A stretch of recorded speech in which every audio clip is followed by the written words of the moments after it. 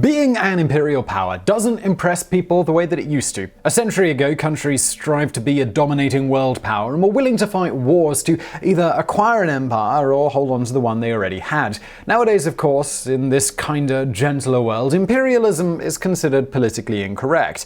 As a result, and because maintaining an empire is prohibitively expensive, they are basically no more, though a few remnants hang on, such as the Falkland Islands for the British and the Comoro Islands for France. At one time, however, they were all the rage, with some of them extending around the globe, and a few of them lasting for hundreds, and in a few cases, even thousands of years. So which were the largest or most important ones, and which lasted the longest? I realize that how one defines important can be subjective. We're defining it here to mean its impact on history, or more precisely, the ways in which it shaped the geopolitical map that we see today. With that in mind, here are 10 of the largest, most powerful, and important empires in history.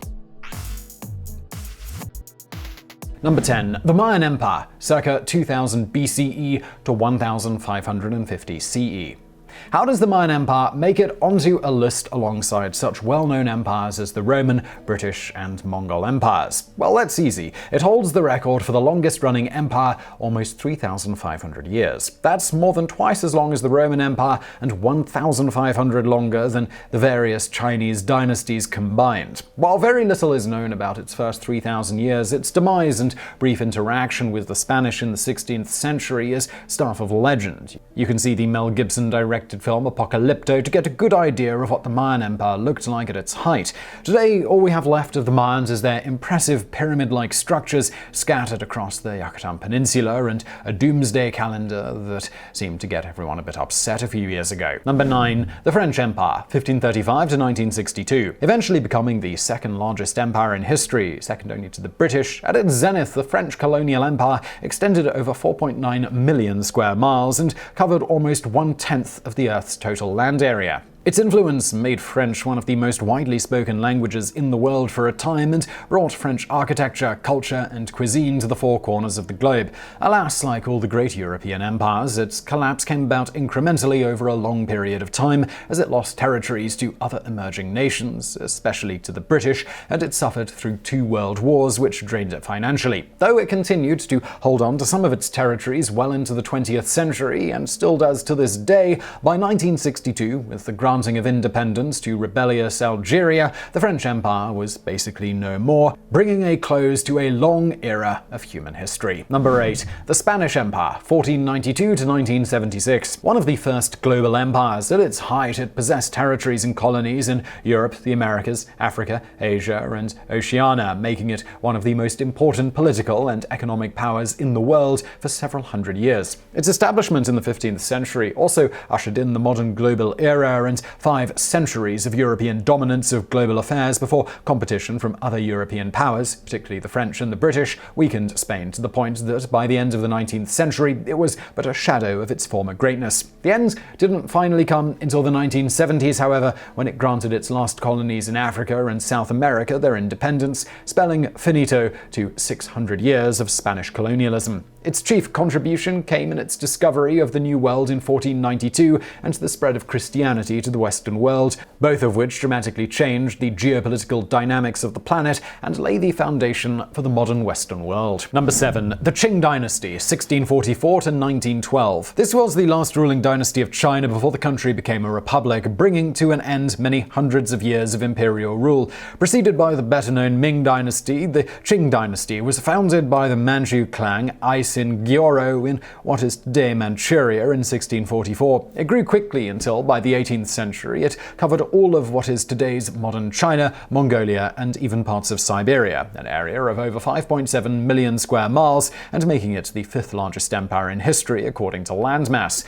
The Qing dynasty was finally overthrown following the Xinhai Rebellion. Empress Dowager Longyu abdicated on behalf of the last emperor, Puyi, in February of 1912, bringing an end to a long line of emperors stretching back over 1,500 years. certainly not a bad run. Number 6. The Umayyad Caliphate, 661 to 750. You've probably never heard of this one, but it proved to be one of the fastest growing, though shortest lived empires in history. Organized in the aftermath of the death of the venerated Prophet Muhammad, it was the mechanism by which Islam was spread across the Middle East and into North Africa, sweeping aside everything in its path. Actually, the Umayyad Caliphate was the second of the 4 Islamic caliphates established after the death of Muhammad, but at its height, it would cover more than 5 million square miles, making it the largest empire the world had yet seen. Modern Arab nationalism regards this period of the Umayyads as part of the Arab Golden Age of Islam. Though it was eventually superseded by various other caliphates and empires, including the Ottoman Empire, it laid the foundation for what was to be a nearly unbroken string of Muslim control in the region,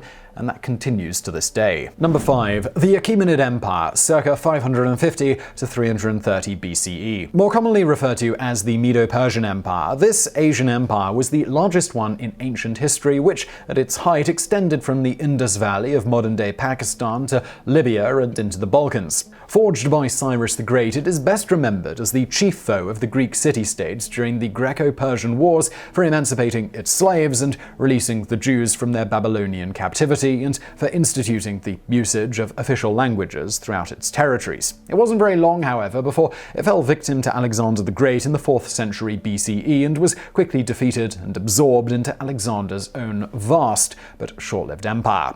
Upon his death, it splintered into 2 smaller empires, the Ptolemaic Kingdom and the Seleucid Empire, as well as into other minor territories, many of which gained independence after its collapse. Perhaps its greatest contribution was its creation of a centralized administration that kept it running efficiently and profitably for centuries and served as a model for future and modern governments. So, in a way, it's kind of these guys who invented bureaucracy. Number 4. The Ottoman Empire, 1299 to 1922. The Ottoman Empire was one of the largest and longest-lasting empires in history. During its height, under Suleiman the Magnificent in the 16th century, it stretched from the southern borders of the Holy Roman Empire to the Persian Gulf and from the Caspian Sea to modern-day Algeria, giving it de facto control over much of Southeast Europe, Western Asia, and North Africa. At the beginning of the 17th century, the empire contained no fewer than 32 provinces, along with numerous vassal states, making it one of the truly great empires whose influence continues to be felt to this day.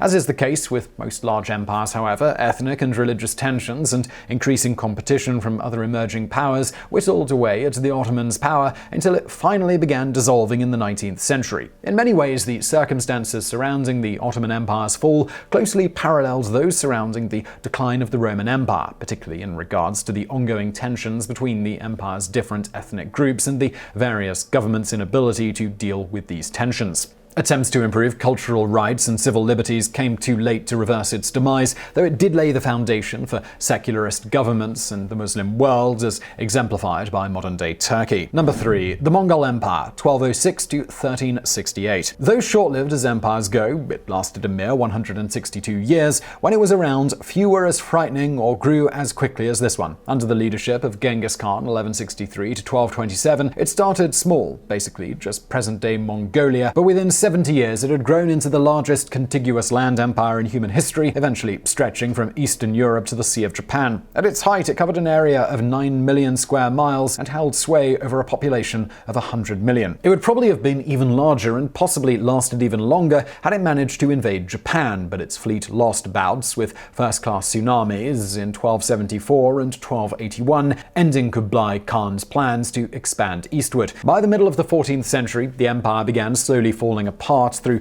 infighting and political instability until it finally folded, with its far-flung territories breaking away or being absorbed by other emerging powers. While it existed, however, few empires had as big an impact on trade, religion, and culture in Asia as did the Mongols. Number 2. The British Empire, 1603 to 1997. Though it lasted a mere 400 years, no empire was larger than the one the comparatively small island nation of Great Britain was able to maintain until fairly recently. So how big was it? Well, at its zenith in 1922, the British Empire held sway over nearly 500 million people. That was a fifth of the world's population at the time, and it covered more than 13 million square miles, almost a quarter of Earth's total land area. Not bad for a country slightly smaller than the state of Oregon. In fact, at one point, the sun never set on the British Empire, not because God couldn't trust an Englishman in the dark, but because of its global reach, with colonies and possessions on every continent, including, believe it or not, Antarctica. Alas, all good things must come to an end, and that end came in the 20th century when 2 world wars drained England financially, making it cheaper to dissolve her empire than to keep it. Of course, once they lost India in 1947, it was all over, except for a couple of small possessions, the aforementioned Falkland Islands, and a few islands scattered around the globe as well. Today, the sun really has set on the British Empire. Its most important possession remains Gibraltar, the gateway to the Mediterranean, and it's one that's supposed to remain in British hands as long as the population of Barbary macaques, a type of obnoxious monkey, remain on the peninsula. Number 1. The Roman Empire, 27 BCE to 1453. This is a no-brainer, as absolutely no empire is as well known and has been as thoroughly studied as the one that owns the Mediterranean and much of Europe for almost 1,500 years. Founded in 27 BCE, when the Roman Senate granted Octavian the title of Augustus, thereby ending the old Roman Republic, which itself had already stood a good 500 years, it ended nearly 1,500 years later when the Ottoman Turks under Mehmed II sacked the last vestiges of the old empire's capital, Constantinople, in 1453. Of course, by that time, it was a mere shadow of its former glory and was no longer even ruled from Rome, but at its zenith in 117 CE, it was the most powerful nation on the planet, bar none. While it wasn't the largest or even the longest-lasting empire in history, its influence on Western culture, especially in regards to architecture, language, literature, art, and science, cannot be underestimated. In fact, it's difficult to imagine how the world would look today if there hadn't been a Roman Empire all those centuries ago. So I really hope you found that video interesting. If you did, please do hit that thumbs up button below. Do not forget to subscribe. Brand new videos just like this every day of the week. If you like content like this that is sort of to do with geography, why not check out a geography channel I do called Geographics. That is linked to below. And as always, thank you for watching.